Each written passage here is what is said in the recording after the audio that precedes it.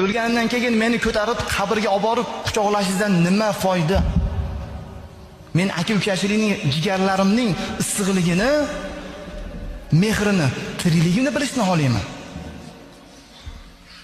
Dardlaringiz bilan kelib, akam, ukam deb quchoqlab, yig'lab, ko'z yoshlaringiz yelkamga tushishini tirikligimni xohlayman, o'lganda emas.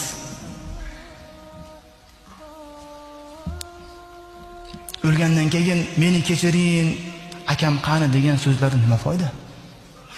O'lgandan keyin afsuslardan nima foyda?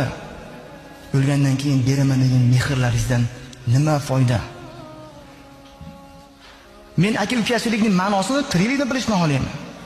Shuning uchun ey aka, ey uka, umid qilaman, yolvoraman.